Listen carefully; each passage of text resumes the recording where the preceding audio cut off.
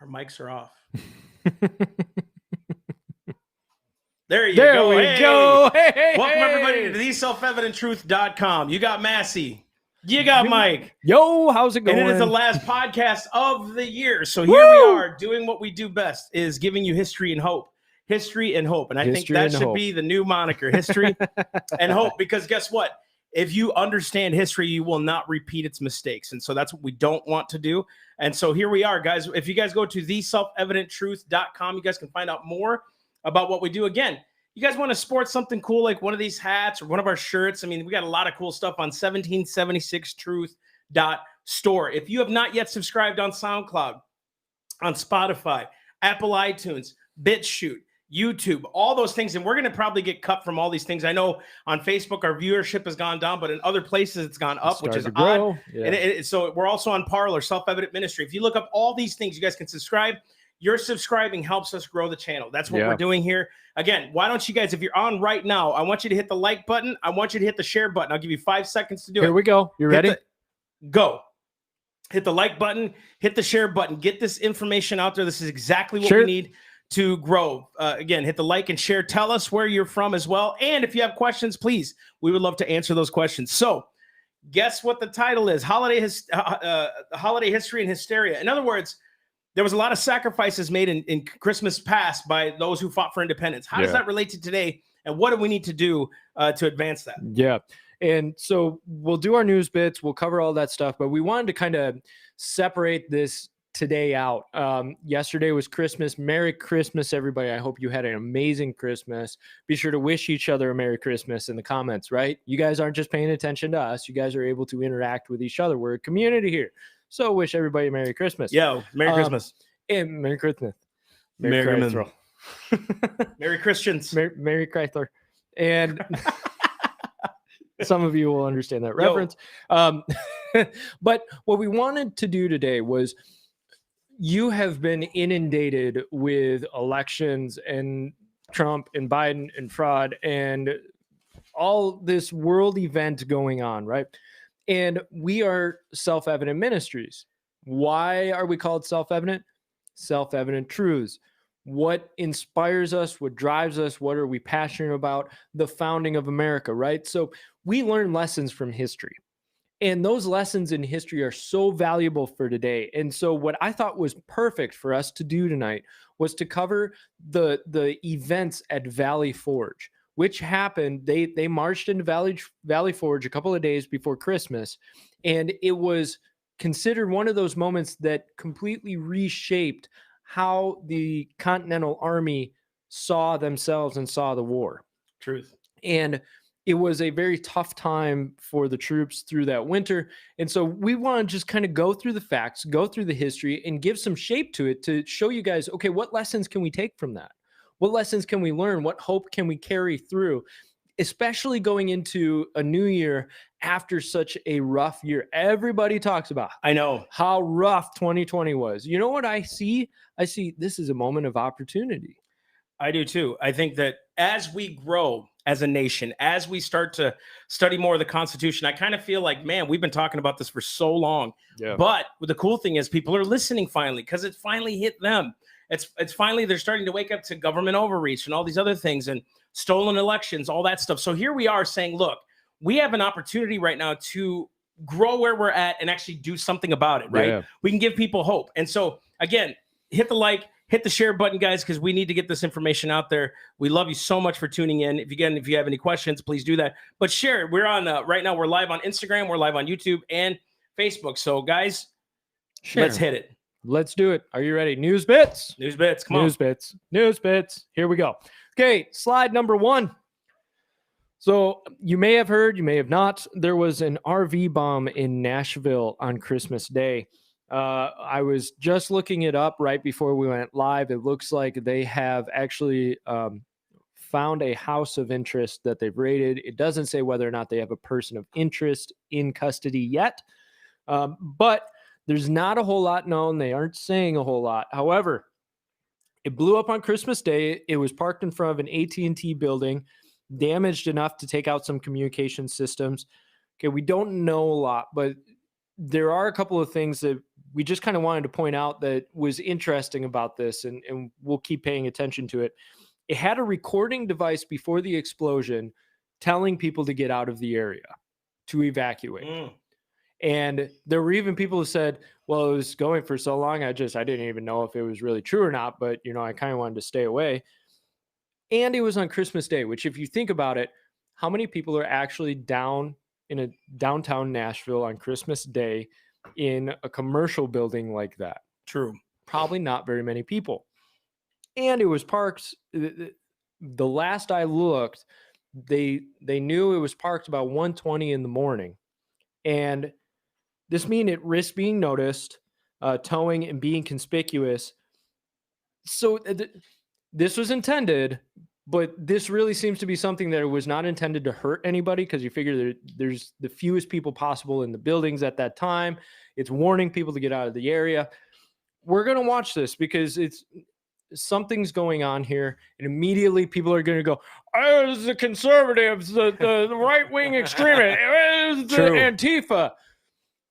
Just stop playing the tribal game, okay? Stop playing the tribal game, please, and just let's see what happens with this. But a couple people were hurt. As far as I know, still nobody was killed, thank goodness. If that changes, it's a heartbreaking thing. So we'll be paying attention to it. Let's go to slide 2. The relief bill is with Trump now at Mar-a-Lago. So let's take a little about this bill itself. You want to, or just let's get into it. Look, everybody recognized, and I say everybody, it was all over the place, like how much pork was in it. Even having some of the fact checkers, I'm realizing something, man. When you have to censor information and say that's partially true, partially false, all this other stuff. That's Nazi propaganda, dude. And that's what Facebook and all these places are doing, because they're like, that wasn't the full stimulus bill. That was the COVID relief bill. It's under the same dang bill. Yeah, they fit it all in together. They fit it all in. Like, so it's all together in one. So don't let them fool you and say, oh, that was a separate bill. No, how do you think they got 5,000 pages out? Listen to me. Why is the Constitution only 4 pages long, but this is over 5,000 pages that they only had? I'm thinking, I think Tulsi Gabbard said like 8 hours to read. Not even. Not even. I think AOC said something like 2 hours. 2 hours. And it is hell freezing over when we agree with AOC, but she was like 5,000 pages, 2 hours to read this. Yet then she went and voted for it anyway. Yeah, because we got to trust people, right? Because government never gets it wrong. So you have this bill that's got a ton of pork in it and says, here's $600 of your money, people. Live with it. Man, Paul and I were talking about that on Facebook, and just the gall of this situation. The gall of this. Let's take your money from you. We'll shut down your businesses. Truth. We'll shut down your economy. We'll force you to wear masks. We'll force you to separate from your families. Yeah, and it's funny. Those same people legislating this junk are the ones getting a paycheck still. Yeah. And there's a business owner I was just watching yesterday. He blocked actually the guy that was trying to shut his business down. He blocked the dude in by his truck. Oh, cool. Right. And the guy's like, it's just my job. We know that, but don't you have something in your heart? Yeah. That's like, dude, this is just wrong. It is. This comparison may seem exaggerating, but sometimes you need an exaggeration. The guards of the concentration camps also said it was just my job. Yeah, dude. A lot of Hitler's henchmen said that. They were like, we were just following orders. It was the law. It was a law. And they weren't ignorant to the fact that they were still held liable for that law. So these men and women that are like, hey, you got to shut down your business. He looked at him and said, that's cool. So you got paid, right? Because my cook hasn't gotten paid. My workers in the front my waitresses haven't gotten paid. What am I supposed to tell my bills? Oh, go talk to the city governments because they shut down my business. What am I supposed to say? Yeah. Go bankrupt? Is that the answer here? Hold out for PPP. But again, I'm supposed to pay taxes to pay you. Isn't that awesome?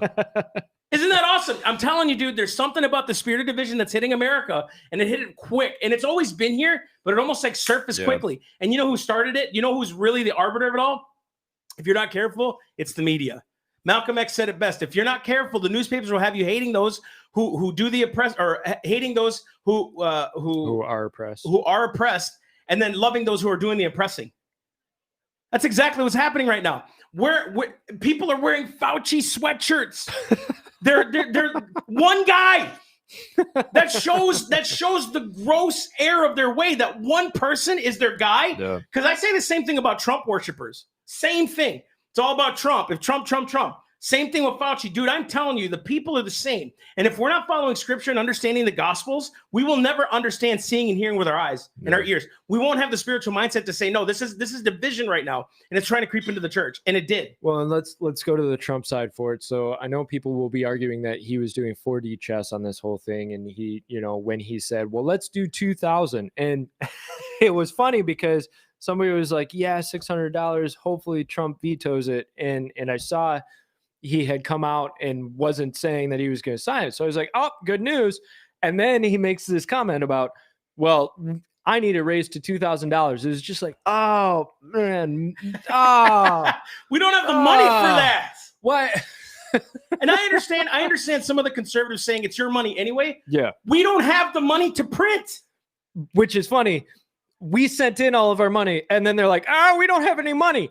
You have my money. That's right. Give it back. Don't you understand? You're saying it's your money anyway. No. We don't have the money. We have to print it. Spent. Yeah, dude. But beyond that, we have to print more money, which devalues the currency of the dollar, the value of the dollar, which then inflation will go up, dude, and we'll all be had on this. And dude, we just don't learn from history that, dude, this is happening right now. Yeah. You keep doing this, you keep messing with the natural order of things, it'll eventually come back to bite you. If you keep taking care of that cat by feeding them tuna fish on the outside, it'll keep coming back and you'll never get rid of it. You won't. and it's just that's just the natural order of man and human nature, right? You know the cat thing from experience, don't you? 100%. I didn't know. I never had pets before. So I was like, that's cool. Like, there's a cat out there. It's in the middle of winter. It was in Sauk Rapids, Minnesota, right? And it was in the middle of winter. Our porch was in the back. A cat come up there. I'm like, oh, give it go 2.5 fishes. You heard, buddy. The That next thing day came back, and then it brought 3 other cats. It brought 3 other cats too. Yeah, always bring friends. Listen to me closely. Benjamin Franklin said this: when the people find out that they can vote themselves money, that'll herald the end of our nation. Mhm. It'll herald the end of the republic. Yep. When we can find out we can vote ourselves money, it's over. Do you know why? Because we won't stop. Republicans, Democrats are like, I am telling you, dude, this is all a deception. It's demonic. Dude, and for you guys to pin it on one man like the president stuff, that's terrible. I wouldn't want the weight of that. No. Can you imagine being president in these times? And I give him so much credit because he stands up for what he believes in, and he tries to stand on what he wants to do no matter what anybody says. And it is kind of that whole meme idea of like, why is he doing this when he's hated by the media, hated by over half the country? He's, made fun of every turn of the way, fought every turn of the way, yet he still keeps doing what he feels is right. Totally. It's like, dude, keep going and doing what you think is right. In that respect, yeah. Yes. And the fact is, like, there's a lot of evidence that he listens and he tries to listen to good ideas. So I give him that credit. It's just when he was like, I want it up to 2,000. Oh, no. Oh, we're not learning the lesson on this thing. But, and guess who's not panicking? Those who have the money. Yeah. They're not the ones panicking right now. Dude, I'll listen to, and I know I've said this before, I'll listen to the radio and these people will be like, why can't people just stay in their homes one more week? People are dying. It's like, you have a job. Yeah. Not only that, how many are? 99% of people are surviving this thing. 65 and over are 80% of the deaths. Exactly. 0.2%. And you're making me justify death. I'm not. You're the one justifying shutdowns. No. You're the one killing people, dude. I don't care. You can tell me all day long because I don't wear a mask. I'm susceptible to killing people. You forcing people into their homes and forcing men not to work when it's their natural God-given ability to work and sweat and provide for their family and have a sense of pride in their life. You doing that to them and forcing depression on these people is worse than what I'm doing. Because you don't even know what kind of effect I have, but I know what kind of effect that has. And it's long lasting too. Totally. This will be a mess for decades. It will. It'll be a mess for decades because of all of the crap that we have pulled. Dude, I was just reading a statistic today. It says divorce has been down since the 50s. We're at an all-time low right now in divorce since the 50s, right? Did you know we have a record low number of marriages? Mm-hmm. People are like, I even seen Christian publications. Oh my gosh, look, divorce is down. Marriages are down. They're just living with each other. We've lost the value of covenant. Do you know what? Yeah. It's been broken down, and it's the church. It's us, right? If we don't value scripture, if we don't value the covenant we have before God, we will lose the covenant before man. And so then man has this contract called the Constitution, where we all say, hey, we're going to abide under this. We're going to study this. We quit doing that and abiding by that. Guess what? Then marriage contracts don't matter. Yeah. Negotiations don't matter. We just need lawyers for lawyers on lawyers. If we don't follow the Constitution, if we don't follow covenants that are set before us, then what we end up doing is we try and make up our own rules as we go. And actually, slide number 3, this is a perfect example of this. And you'll see why in a second. So Ted Cruz, Lindsey Graham, okay, Graham, thank you. Give or take with you, dude. It is. It's really give weird. Or take with him. They're working to block Biden from the Iran and Paris deals. Now, this is the argument they're using: is they're saying, look, what Trump and Secretary of State Mike Pompeo need to do is say, no, these need to actually be treaties. Let's send them to Congress. That would be perfect. Should have done that from the beginning. But I'm going to read a quote from John Kerry, one of the architects of the Paris Climate Accord, and this will tell you why a covenant is so important. Ooh. When asked why it wasn't considered a treaty, he said, well, Congressman, I spent quite a few years trying to get a lot of treaties through the United States Senate. It has become physically impossible. That's why, because you can't pass a treaty anymore. It's become impossible to schedule, to pass, and I sat there leading the charge on the Disabilities Treaty, which fell to basically ideology and politics. So I think that's the reason why. Wow. So again, we keep circumnavigating the law, right? And making it easier for ourselves to destroy the law. Think about that, dude, which hastens our death. I couldn't get what I wanted. Exactly. So dude. therefore, I'll go an end around in order to get what I wanted. Here. And if you're not careful, you will actually get what you wanted. And that is not necessarily a good thing. Yeah, dude. You know, it's funny. I was just sent a picture yesterday. I told my wife this, and you guys will relate. It was a note, a Merry Christmas note from your lawyer. Listen to this. It was a simple note that said, "I wish you a Merry Christmas and a Happy New Year." And there's a lot of scribbles and scratches, and this is what the lawyer wrote: "I wish you, but in no way guarantee, a reasonably Merry Christmas and our festive period, and including but not limited to, and a happy, reasonably happy New Year, or 12 months from this prior date that I signed this." Like, that's what's been happening in American politics. America, man. Right? That is exactly what has been happening. We can't say, but we can't say, but we can't say that either, because that'll pigeonhole us, right? That's why we said Obamacare was a tax and it wasn't you know what I mean? Yep. All these things, instead of passing it the way it should be, we've now lawyered up and said we can do it the easy way. You know what? Doesn't that sound like the fleshly carnal mind against the word of God? Mm-hmm. You know, dude, I won't do it God's way. What does he say? If you come in any other way except through the door, you come in as a thief or a robber. He's talking about Satan. But you do the same thing in Christianity, dude, and it's been killing Christianity for a long time. Yeah. We'll put on the facade of being a Christian. We'll put on the facade of saying, hey, I know exactly what I'm doing, but I'll just do it the way God doesn't want me to do it. And then our churches will grow. Guess what? They have. But you know what's been happening a lot lately because we didn't do it God's way sometimes? Greater the fall. Yep. Greater the fall. And it's tough, man. It's hard to talk about this. I'm not talking about this because I like talking about it and I like capping. I went through it. I fell, dude. I understand what it's like to fall from that mantle and that pedestal. I get it. And there's no one there. You know, a lot of people that said they loved me, they didn't. They left. I didn't have anybody except Christ. Probably by design. God's good. Yeah. But I understand what it's like being up here and not doing it God's way, and he has to bring you down to do it his way. And his way is so much more awesome. And it'll happen if you're not willing to listen to the Lord and change your path. A lot of times what will happen is you will get nailed, and the Lord will put a lot of warnings in our path, and he'll keep inching it out of like, okay, you better stop. Okay, you better stop. And at some point it comes to a head. It can come public, right?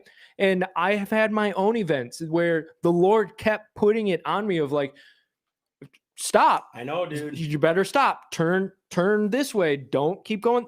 Why are you going? And finally comes to a head and it smacks you in the face. It does, man. And it's embarrassing and it's painful and it hurts. But if you learn from that, you grow from it. God too. is so faithful too, dude. And he will lift you back up and he will rectify you. Now, things that you may have burned in the world may not come back because guess what? Burning is a chemical change. Yeah. So sometimes you just can't put it back together. But it doesn't mean that the Lord's not faithful to restore you in the ways that he sees fit. Bro, he restores what the locusts have eaten. There's no question, right? He just wants you to have the right heart to receive that. That's all. He wants you not to neglect him. As a matter of fact, in Deuteronomy, it talks about, I think it's 12 and 8, chapters 8 and 12. It says it a couple times. Beware lest you forget God in your prosperity. Don't forget him when you're prosperous. Yeah. Dude, that is dangerous. That's a human nature. We do it, right? It's easy for us to say, yeah, man, $2,000 a person, rock and roll. What is it doing to our future? What's it doing to our nation? What's it going to do for our kids? What's going to do for the economies in the future? Yeah. You can't sacrifice the future for the now. And that's exactly why we're talking about this idea of the Constitution, of the idea of following your covenant with the Lord, right? Because once you step outside of that, I want you to read Romans 1 with this in mind. Read the whole chapter with this in mind of what happens when you step away from what God has instructed you to do. And you read it through new eyes because people read it and they're like, oh, it's just against homosexuality. No, what it's talking about is the results of when people were trying to go their own way. And the Lord finally said, go your own way. And that's why we are so intent on the Constitution, because once you take those borders off, you don't know where you're going to go because people are going to guide with their own whims and their own pleasures. So that being said, we're totally behind Cruz and Graham on this, because if anything, it's a shot across the bow of, look, you need to do this the proper way. Is it small? Absolutely. But at least it's something. Exactly. And it's up to you guys, really. It's up to us to really take what we learned. So crazy, dude.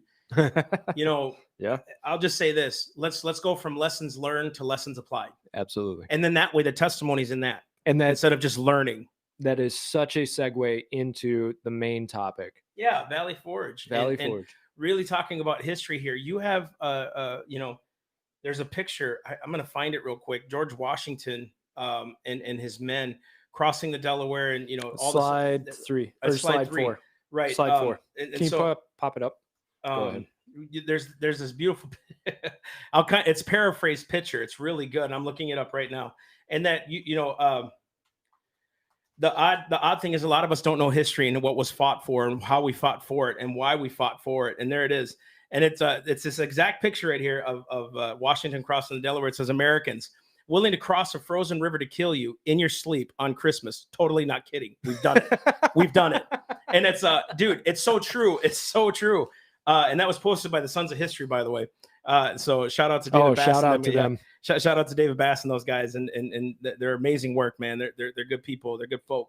But back to the story. So we have this issue, and we're talking about Christmas and what people had to sacrifice for liberty and for us to even have a Christmas day in this country, dude. Yeah. For us to even have a December 25th where we got together with our families to set up our Christmas trees and to enjoy this time. Cause what I always used to sing, it's the most covetous time of the year. I used to sing it all the time, but I quit doing that because I'm like, I'm not prophesying death on this, Lord. I'm going to prophesy life over it because it's about the Son.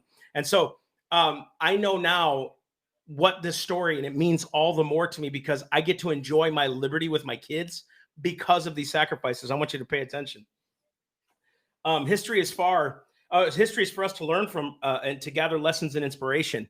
And the Revolutionary War, sir, it's one of our favorites. I think it's one of the ones that I actually have it on our a Call to Christians DVD. If you guys go order that on 1776truth.store, there's a DVD we produce called A Call to Christians. I do this whole section on the miracles of the founding, which William Federer helped me out with. Dr. William Federer, who is a dear friend and I love him to death, helped me out with it because he wrote a book on these things, took all these historical notes and the miracles that happened at the time. And so let's go on to the story. Before we discuss what happened on 1777 at Valley Forge, we'll talk about what happened in 1776 when they're crossing the Delaware. That's where you see that famous picture that we were talking about.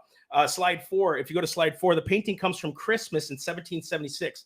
The months prior, the British had been pushing the Continental Army south out of New York. And after taking Fort Washington in November, the British continued to pursue the Americans across New Jersey.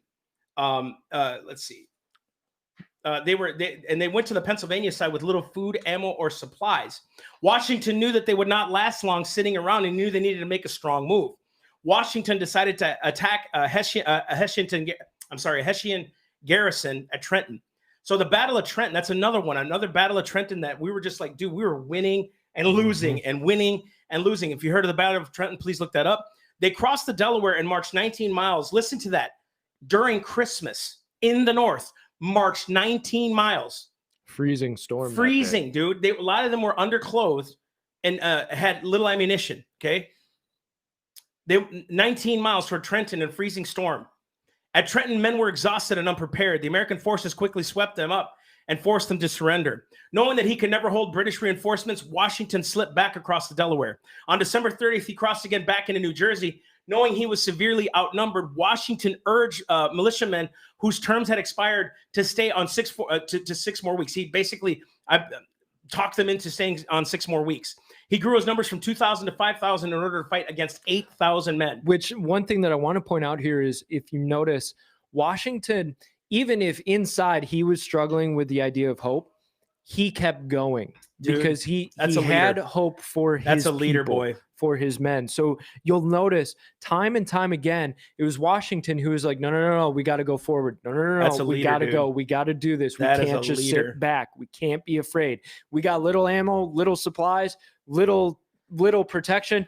Go forward. Might as well. That's right. Let's see. On New Year's, Washington's 5,000 faced off against 5,500.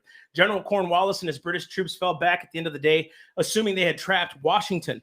During the night, Washington had 500 men keep the campfires going and move the rest of his troops on a nighttime march north. So he's fooling them at this point. They marched without torches, even a muffled wagon wheels in heavy cloths. So they took the wagon wheels and they put heavy cloths around them, because back in the day they had those wooden wheels. Those wooden wheels would hit the rocks and make all this noise. So they muffled. I mean, that's just genius, right? Yeah. On January 3rd, General Cornwallis woke up to find his enemy had disappeared. Washington's men were by then ending the 12-mile march to Princeton. They overpowered the British troops at Princeton and took prisoners, arms, and supplies. They withdrew to Morristown and established winter quarters. Listen to that. God gave them favor. They were able to withdraw. They were able to get the arms. They were able to put quarters up, some places where they could stay and sleep. Because, dude, dysentery was huge there. Malaria, flu, jaundice, the flu. Man, people losing limbs because of frostbite. All that stuff was happening. Now, back to 1777 at Valley Forge. It's probably one of my favorite stories. Washington and his troops arrived at Valley Forge a few days before Christmas and were ready to hunker down for the winter. They had lost a string of battles, which resulted with the British taking the Patriot capital of Philadelphia in the fall. And I'm going to continue with my own notes. Did you guys know that when they left Philadelphia, because it was a sign at the time, Philadelphia was kind of like the capital of America at that time. And it was a sign that if you took the capital of a nation, it was over. Like you took it. Washington actually took the Liberty Bell from Philadelphia so that they wouldn't melt it into musket balls. That's what they ended up doing. I mean, it's pretty amazing how that all happened. I want you to think about that, because so often we, especially today, we tend not to put a whole lot of value in something like that, let alone risk life. So I'm reminded of in the Old Testament, David talks about how much he would love to drink water from a well in Jerusalem when Jerusalem was occupied. Yeah. His own men snuck through ranks in order to get water from that well. And then they brought it back to him. And most of you would think he would thank them profusely and he would take a sip and honor all of his men. No, he actually poured it out as an offering to the Lord. He said, I can't drink of this because of how sacred this is. So there's a value and a sense of sacredness over certain things because of what they represent. And I think it's beautiful that Washington so saw the Liberty Bell, something so sacred, something so sacred that he's like, no, we're going to take men, we're going to take wagons, we're going to do what we need to do to get this out. Because think about hauling a huge bell out of town when you're trying to escape with a bunch of dudes who are like tired and all that stuff. Exhausted, starving. Like, that was not a small feat, man. I'll tell you what. That's not something light to be taken. And the fact that you had faith in your men to not say, no, we're leaving the bell. Shut up, Washington. We're getting out of here. No, he had enough faith in his men to understand and respect the value of that symbol, and knowing that if that symbol gets taken, something, a part of us has gotten taken out. And actually, rabbit trail for a second. Go for it. This is why they want to tear down your statues and your monuments and change your names. Thank you. This is exactly why they want to do it. They won't tell you. They'll say, oh, it's racism, racism, racism. Well, guess what? Now all of a sudden they're taking down statues of Frederick Douglass, Abraham Lincoln. So it's not about the racism thing. Washington, Jefferson, right? It's not just about the racism thing. It's about tearing out the heart and soul of your heritage and the symbols and the heroes of your culture. Once you remove that and taken that away from everybody, all of a sudden there's nothing to stand on. There's nothing that you grasp for with hope of looking back and standing on that foundation to move forward. All of a sudden you're unstable. It happens in a lot of communist regimes when they're taking over. They try to wipe the old culture out in order to instill a new culture. So Washington understood, if a piece of us is taken and melted down into musket balls, we're going to be getting shot with our own symbol of liberty. Isn't that a sign of oppression? So there's so many lessons to learn from this, but let's keep going. Go ahead. No, you're good. You're good. Now, at that time, Congress had written in 1776, which was a year prior, during the Delaware whole fiasco, the crossing of the Delaware, until Congress shall otherwise order, General Washington shall be possessed of full power to order and direct all things relative to the operations of that war. So check this out. Washington attempted to fight the British, but at the Battle of the Clouds, torrential rains drenched both sides, rendering all firearms useless. Because back in the day, we didn't have these sweet guns that don't get jammed. Right. Back then, it would rust pretty easy. Right. So Washington then led his 11,000 American soldiers on a forced retreat to a place 25 miles distant from Philadelphia Valley at Valley Forge on December 19th, 1777. So 6 days before Christmas. Meanwhile, another 11,000 Americans were dying on British starving ships: the Scorpion, the Hope, the Falmouth, the Strongbow, the Hunter, and Jersey. Listen to this. 11,000 other soldiers were on starvation ships. I mean, that's who were captured, and they're dying. Yale President Ezra Stiles said this in 1783, "Oh, that my head were waters, and that my eyes a fountain of tears, that I might weep the thousands of our brethren that have perished in prison ships." Now, soldiers at Valley Forge were from every state in the Union, and some as young as 12 years old, some as old as 60, right? And though most of them were like white, they were European descent. A lot of them were American Indian, African American, all that stuff. And lacking food and supplies, soldiers died at the rate of 12 per day. 12 per day were dying. I mean, imagine that. You keep doing this over 100 days. That's a lot of people. A lot of people. Right. So you're starting to lose and lose and lose. And so what do? Right? Lacking food and supplies, they were dying 12 a day. Over 2,500 froze to death in the bitter cold and perished from hunger, typhoid, jaundice, dysentery, and pneumonia. In addition, hundreds of horses perished in the freezing weather. A committee from Congress reported on the soldiers that feet and legs froze until they became black, and it was often necessary to amputate them. This was all for you, America. Yeah. This was all for you. All the sacrifice was for you. Listen to this. Listen to this. Of the wives, let's talk about the women of this.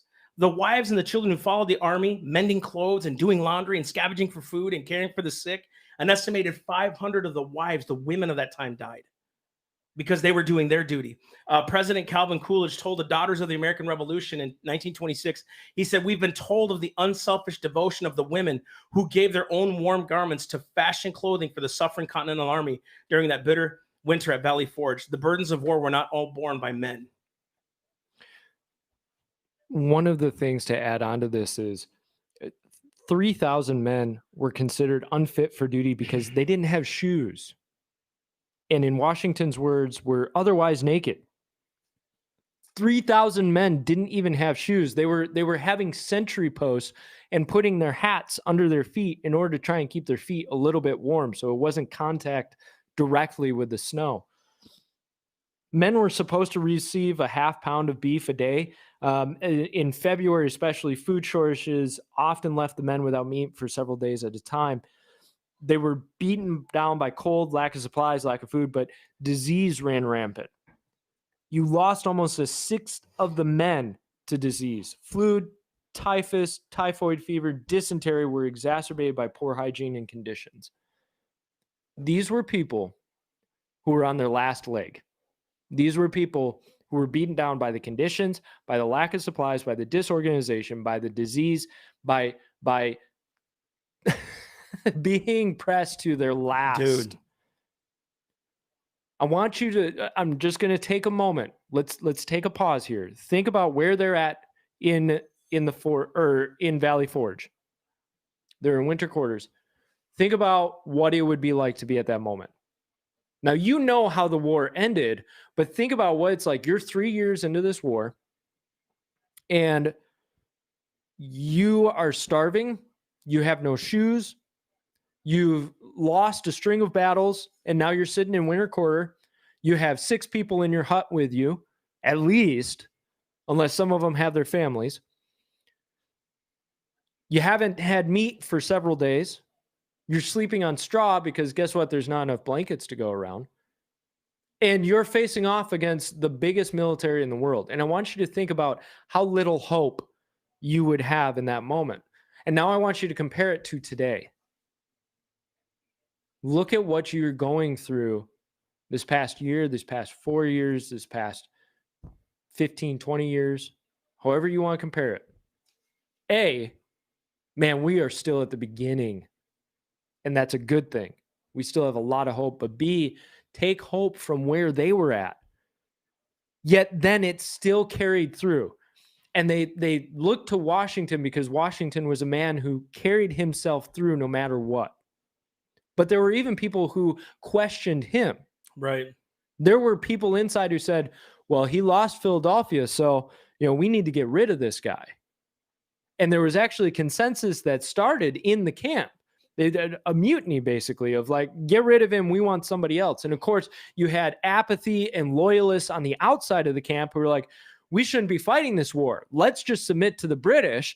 and they'll keep us comfortable. Now, yeah, they raid our homes once in a while. They rape our wives once in a while. They tax us without representation. They imprison us without representation or without jury or trial. But, we're safe. Right. And I think too, to kind of go on here with the Valley Forge thing, it was George Washington wrote 2 days before Christmas in 1777, we have this day no less than 2,800 men in camp unfit for duty because they are barefoot and otherwise naked. Washington added that unless some great capital change suddenly takes place, this army must inevitably starve, dissolve, or disperse in order to obtain substance in the best manner they can. Continental Congress got together and said, let's just get rid of Washington, put another guy in. But they didn't do that at the behest of Maryland delegate Charles Carroll. He's basically fought for him. He's one of the signers of the Declaration. But this is where that famous picture comes in, Washington praying at Valley Forge, that a farmer, it said that a farmer reportedly observed Washington kneeling in prayer in the snow, having 3,000 dudes that can't fight. They're almost dead. And he's, Lord, what do I do? Same thing happened in the Battle of Brooklyn. If you guys ever read the Battle of Brooklyn, oh my gosh. The way Major Ben Talamaj wrote that a dense fog was like on and then it lifted after the last soldier left. All these miracles began to take place. In the Boy Scout handbook in 1948, it said in the section duty to God, it says this: you worship God regularly with your family in your church or synagogue, faithful to Almighty God's commandments. Most great men in history have been men of deep religious faith. Washington knelt in the snow to pray at Valley Forge. That was what they taught the kids, that this general who led men into battle, who was saying, look, we could die. I'm ready to die, Lord, but I don't want them to die needlessly. And God miraculously saved them. Washington survived all of this and more, right? Including some of his men. Do you realize the sacrifices paid for you during Christmas? Just during Christmas, not including all the other battles, not including the Battle of Trent, and like I said, the Battle of Brooklyn, which was in August of 1776. Now, all this, not including the last war where we pinned Cornwallis, all these other things.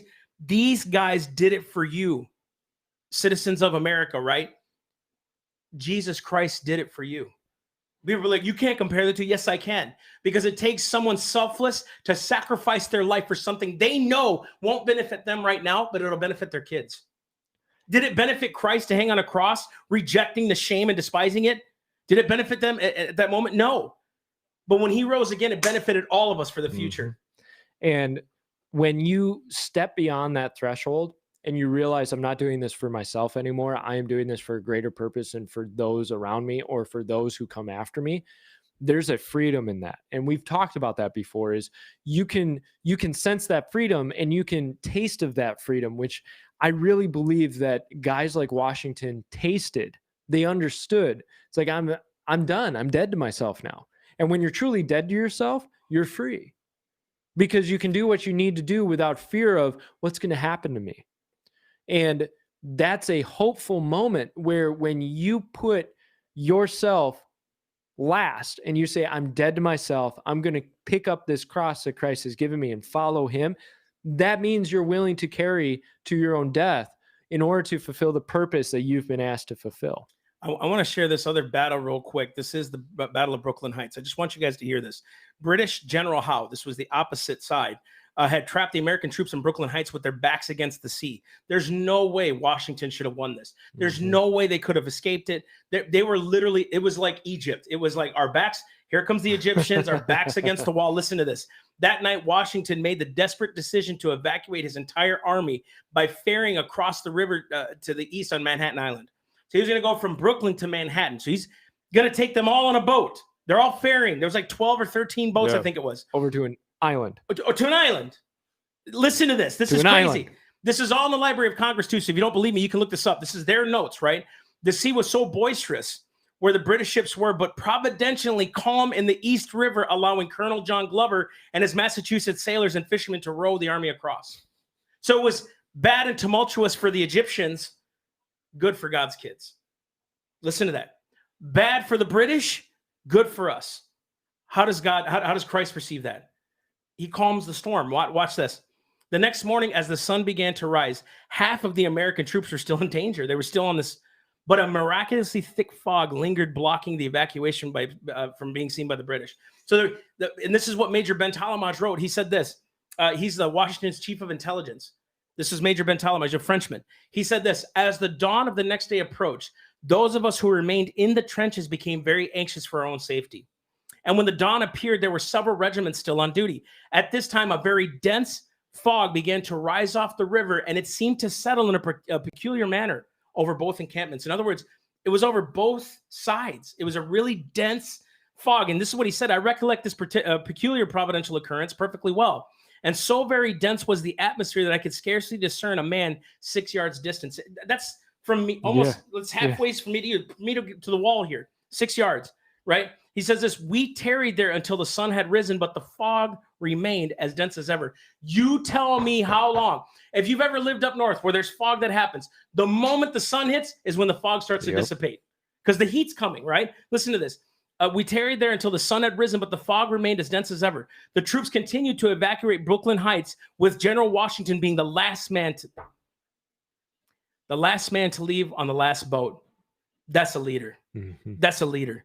Historians consider this daring nightmare retreat as one of Washington's greatest military feats. Had the Americans been able to evacuate, they would have been able to capture Washington and would have been hung. Washington would have been hung if they wouldn't have been able to escape. And they said right after the last ship was gone, that was when the fog lifted. They didn't even know that the Americans escaped. You can't tell me God didn't have a hand on this. He had to have. There's no way in earthly form that we could say that we had a hand to play in this. Washington himself couldn't say that. If you want to go through, either check out Bill Federer's book in talking about all of this, or you can check out our DVD called The Christians, because we have that whole section where we have several miracles, just a couple of many that happen. My favorite, and unfortunately I can't remember names and dates and all of that, but what happened was the Americans made an attack and they needed to get away fast. And so what they did was they had to cross rivers. Well, the rivers calmed down while the Americans crossed, and the river went up, keeping the British at bay. This happened 3 separate times. Dude. They'd cross the river while it was calm, and then raise up, holding back the British. Cross the river while it was calm, raise up, hold back the British. And we get in a tiffy about masks or no masks, or these petty governors doing what they're doing. If God can do this for them, he can destroy this. Yeah. He can stop this in a second. We just can't get caught up in the division of it. We can't keep worrying about arguing about petty things that don't matter. This has nothing to do with, listen to me. This is not about Republicans and Democrats. If you have not seen that yet, you're blind. There's nothing I can tell you. This has everything to do with God versus the enemy. Mm-hmm. Everything to do with God versus the demonic. I don't care if you think I'm weird or anything like that. It is literally, it has to be the providential hand of God that changes this. Because what you're seeing is there's just a patent for some of these vaccines that Bill Gates released. These guys have had these patents since 2015. They've been doing this for a long time. These are all, you can't call it a conspiracy. You can look it up yourself. There's a bunch of information out there right now that these guys have been planning this for so long, and they deceived us. They did. We didn't know what to do. What were we supposed to do? Yeah. Right? And here we are saying, look, we have a chance right now to make something happen in history, something we've never seen before, right? And we can. And God will do it if we're willing to trust him and not put our trust in the arm of the flesh. We can't trust these politicians anymore. We have to trust God. So you know what that means? It may be you that has to run, not on a particular brand or party, but as an American, as a constitutionalist, as a Christian, one who understands the law, one who understands empathy for man, and says, you know what? I'm not going to vote for something that will destroy my future. It may take you to do that, because I'm already, again, we say this every time. Yeah. We're willing to do that. We're willing to go to our county councils, city councils, call senators and all these other things. We do it, right? And we're continuing to do so. This is your call to action right now, and this is where we need to be. Yeah. Let's get back to Valley Forge, because I want to finish this out, and this is going to be a hopeful moment for you. So in about February, a Prussian military officer, Friedrich Wilhelm Baron von Steuben, arrived. This guy was considered, the Prussian army was considered like militarily amazing, right? One of the most powerful militaries, or well-disciplined, well-trained, right? And for the next few months, he took charge in reshaping the camp. So this is really the turn of basically the whole war, because the Continental Army finally came out of Valley Forge with an identity. And I want you to take the lesson away from this, and we'll spell the lesson out for you at the end of it. But I want you to start thinking about, how does this relate to today? So think back, before February, they're starving, they don't have clothes, Disease is running rampant. They're struggling. They've had a string of losses. They're really backs against the wall, even though they're trying to rest. This guy comes in. He starts reorganizing the camp layout. He reorganizes sanitation. He puts the latrines on the other side of the hill of the kitchen. Boy, that makes sense, right? Doesn't it? Don't crap where you eat. And he changed the conduct of everything, right? Well, it's true, right? True. He also became drill master. He started training the troops in intense Prussian-style drills. He taught them loading, firing, and reloading in a faster, more efficient way. He taught bayonet charges and more compact marching. So they were used to just single-file line for miles and miles. He started moving them into more compact groups in order to maneuver easier. He also noted that the independence mind of the soldier was much different from the European. Okay, so European soldiers, when they were told do this, they would do it. The American troops wanted to know why. However, he noted that where normally it would take 2 years to train those troops, it took only a spring. He credited their willingness to learn when they saw immediate results. And I want to think about this. If they had won before they went into Valley Forge, and Valley Forge was comfortable, and they had enough to eat, and they were able to sit around, and they had enough living space, and everybody had shoes, and boy, we won, and now we're comfortable. Do you think they would have been as willing to listen to this Prussian military officer change up everything they had going? They wouldn't have listened. They were independence-minded, but they were so beat down. They had so taken their licks that they were ready and humble to learn lessons and to move a different direction, which made them even more hungry and able to learn lessons and to be shaped and forged and changed and disciplined into something that could be useful. So in June, they come out of Valley Forge. The Continental Army tested their newfound confidence and discipline against British troops. Okay, technically this battle was a draw, but the army held off the British troops, and it was a moral victory. They won a moral victory. Why? Because they could actually stand up against British troops. Come on. And they had a heart about them, a pride of like, look, we came through all of that, and we stood up to one of the strongest militaries in the world. We gave them their licks. We did a draw. Talk about underdog story. So this training in harsh conditions, the mud and the snow, built within the troops a newfound pride and discipline. Truth. Okay, this situation wasn't necessarily all that different from other winters, but it was still harsh. There was still suffering, right? They still had their problems and their issues, and they had that string of losses. What we have to understand is sometimes it's good to get knocked on your back. It's good to get your face in the mud, right? It's a necessary evil, because what you end up learning is you go, what I was doing isn't working, so I have to change. I've got some humility now to learn and to grow and to try new things. So the lessons learned on this. In your dire moments, when we're in times where we're against the wall, we either learn resolve or we learn to give up. And so I want you to compare this to what you're going through now as we round out this year.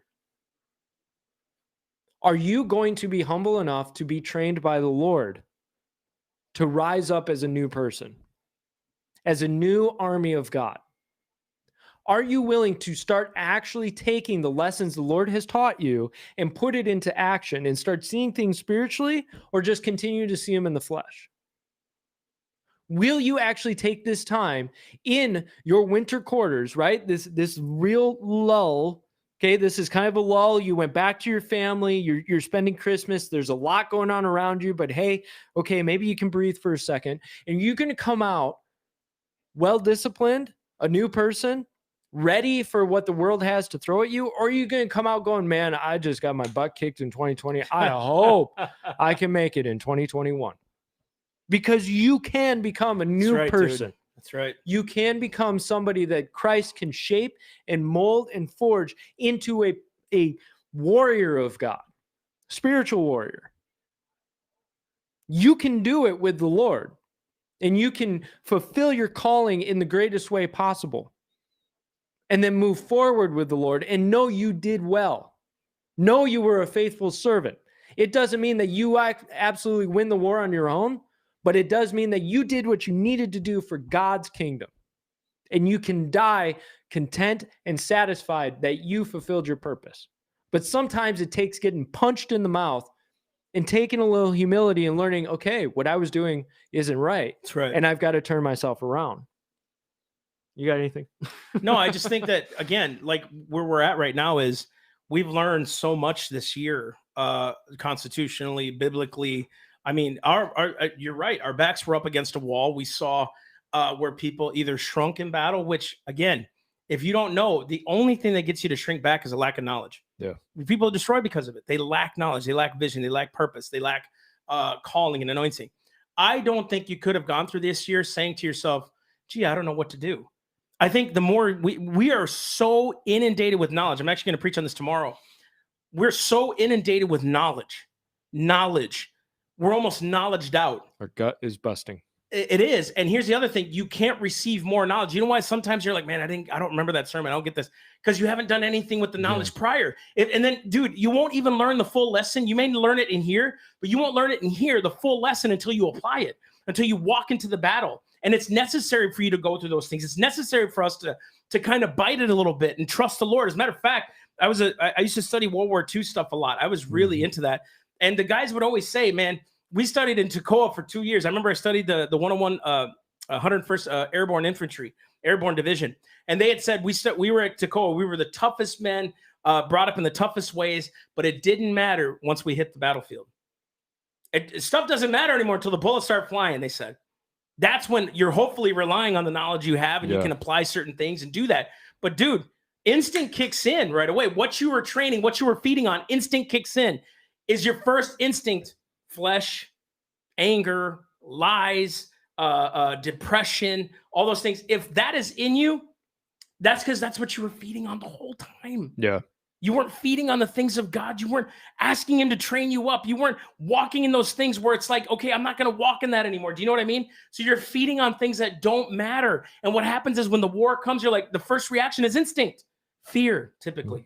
It all stems from fear. And one of the things that I want to kind of build off of what you said was, a lot of times people wonder, oh, why am I just not, I'm not feeling it. I'm not feeling, but I'm getting so much and the Lord's speaking so much into me. This is how I say it. If you don't pour it out, what the Lord has put into you, it dies on the vine. So a grape has a time of ripening. And then if it's left on the vine, it ends up dying out, right? It shrivels up, it decays. So if the Lord has poured something into you and you're not continuing to pour that out, it gets stale. It gets bitter. It ferments, right? You have to continue to pour out so the Lord continue to pour into you. If you're holding all of it in and you're not committing action, you're not moving forward in what the Lord has poured into you, you start to feel it. You start to feel more lethargic, more passive, more apathetic. That's the last place you want to be, too. Exactly. But if you take in what the Lord has taught you, especially the lessons that you learn day to day, and you try to pour those into other people, and you try to learn from them and work outwards with that, when you try to commit action because of the lessons the Lord has taught you, you move forward and the Lord continues to pour more into you. And you go deeper and deeper and deeper, right? So what we're trying to say is, man, now is the time to not just be fed, because you've been fed and fed and fed and fed. Now's the time to take what you've taken in and move forward with it. And sometimes it's that simple little step. Sometimes it is just making your bed. Sometimes it is just stepping out the door when you don't want to step out the door. And if you can do that, you start to learn that process and you start that movement forward to where you can start to have confidence of what you've been able to do and what you've been able to learn from. And you move forward. And thank you to my sweetheart, because we're going to pray this thing out. But thank you to my wife who just texted me. We, starting on January 3rd, are moving the podcast to Sunday night. One of the reasons is because we just noticed that when we were on Saturday or Sunday night, Saturday just hasn't been a good day for us. It hasn't been working out. Well, it didn't matter. We're going to move it to Sunday night. So set your alarm, set your clocks to January 3rd, first Sunday back on 2021. We will be going to 7 o'clock at night, we will be doing the podcast live. And so mark that down so you guys know. That way it's not in the middle of your weekend. It's right before you got to go to work. Some of you are probably going to bed at that time. You guys can watch it while you're sitting up, because I do it too. I watch YouTube a lot when I'm laying down, all that stuff. Remember, January 3rd, 7 p.m., get on it. Again, this is something that we love to do. We love to give you guys information. We love to empower you to get you the armament of the battle, if you will.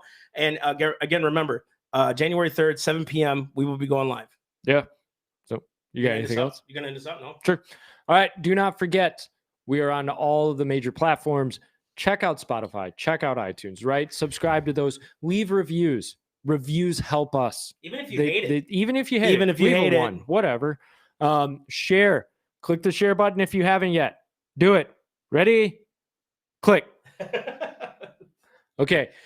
We love you guys so much. Check us out on the platforms. Be sure to check out our website, theselfevidenttruth.com. Check out our store. Get some merch. 1776truth.store. Buy all the shirts. And do not forget, January 3rd. It's a Sunday, 7 p.m. We are no longer doing Saturdays. We're doing Sundays. Whoop! So with that being said, guys, I'm Mike. This is Massey. Bye. We love you guys. Love you. Have a great night.